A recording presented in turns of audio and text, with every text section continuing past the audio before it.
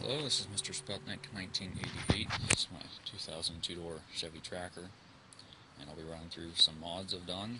And for all you out there that have one of these and want to do some of these mods, more power to you. This is just a quick show of what I've done, and a little bit of explanation. But I did do it, and I hope you enjoy. If you have any questions, feel free to ask. I'll start with tires.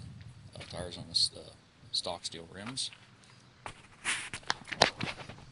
They're wrapped in 29-inch 235/75 Goodyear Wrangler radials. The rims have been sanded and painted.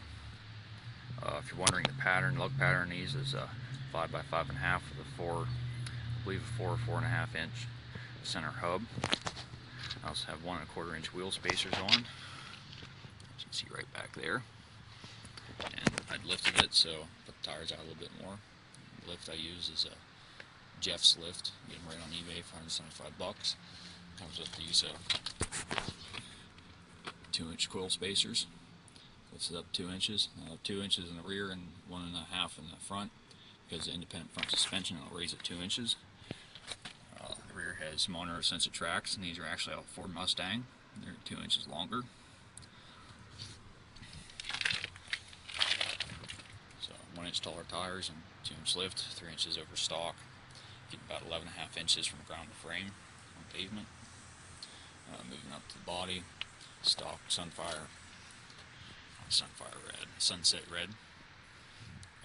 On the side here, I took off the trim, bed lined it, did color bed armor. This stuff has a real good texture. It's pretty tough. Can't hurt it. Going to the mountain, brush comes up against it, not gonna hurt it one bit.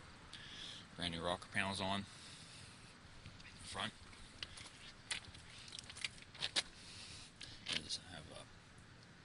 Worn standard lockout hubs, keeps his axles from spinning. Also 1 1/4 inch wheel spacers. Body's been pretty much left alone except for the front. Took off the stock bumper cover, give it 1 ground clearance. Do the stock bumper, also bed lined. Just a couple cheap fog lights, 100 waters, and hopefully you can see it. But that's my skid plate, protects the radiator. Keep sticks from coming up. Since the bumper cover is off, it's also been bed line, 1/8 inch thick steel plating. Without that bumper cover, you got a lot more wheel clearance there. Other side, same thing, bed armor. I guess I'll move on. Talking about the Driveline. Transfer case has been left stock.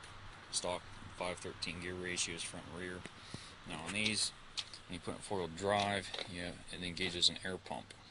Which is why these things don't have lockout or automatic cuffs in the factory. The axles are always spinning until you gauge the transfer case. It's an air pump that used to live back here behind the bumper. Pushes 5 pounds of air to the front differential to engage the ring and the spider gears. Now, I don't think you'll be able to see it, but I took out the air pump, got rid of that.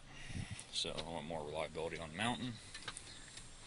And since I did that, I took the differential apart.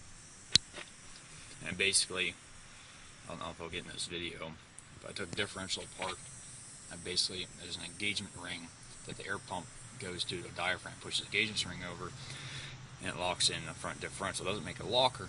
It's still an open diff, but it still engages basically the axles with the differential with the transfer case. So I took that apart, took 4 6mm Allen heads, and I just bolted that engagement ring in all the time. So it's just like a standard 4-wheel drive system. Put transfer in 4-wheel drive, come out here, lock these hubs, you got 4-wheel drive. A lot more reliability. As far as the engine, stock 1.6 liter. I got a video out there on my cold air intake if you'd like to take a look. Lots of open space in here, especially with the stock box gone. Oil pressure gauge. I'll show you inside where I mounted it. But right there is what it hooks into, where the old oil pressure sensor used to live. As far as the engine, I just put new timing belt, valve cover gaskets, adjusted the valves, a couple new gaskets here and there. Another thing to watch, the problem area is these strut towers like to rust like mine's doing, so you better just watch out for that. A little paint here and there. Everything's been pretty much left stock in the engine bay. Moving on to the interior, I guess I'll brand new best up. Seat headrests have been removed in the rear because when you fold these down, you have to take the seat headrests out and paint it. But interior has also been bed lined, full tub. Down there's a fuse block that's running my gauges and my fog lights. Nice little place to put it. There's Marcus shifter handle. It's a custom made one. Custom made T-handle made. Also, gauges live.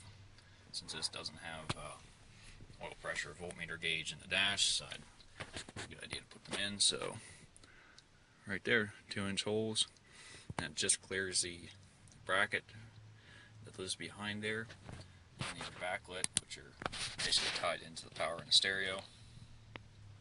That's where I also get the voltage from. Stereo input. Everything's been pretty much left alone in here except for carpet ripped out because I was getting carpet in these things is a bad idea. We start getting moisture build up, start rusting out the floor. Had to patch a couple places.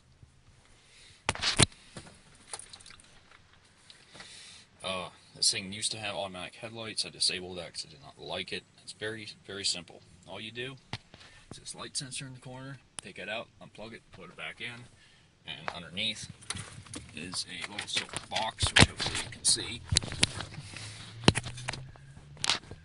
Right there.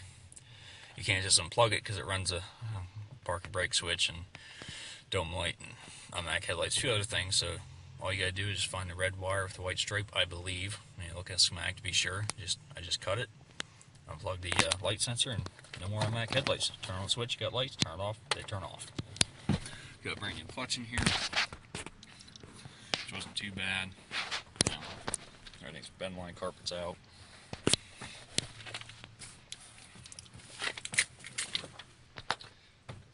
CB, I did an install video on that, or after install. Everything's pretty clean looking. I got my wires ran up there on the dash, all tidied up. Gauges are nice and flush. It's got all aftermarket speakers in it, power base I believe, some seat covers. The bed liner, I also got rockets in this. So it's bed lined all in here, all down through. It's all been sealed up. My antenna lives right in the back hatch tailgate. Large unloading coil, 5-foot whip. Spare tire, full size. If you have any questions, anything I've done, just feel free to comment. I know a couple of these mods I already done videos on. So there we go. 2000 Chevy Tracker. Got a couple off-road mods on there, makes it a little more reliable. Hope you enjoy. Any questions, feel free to ask.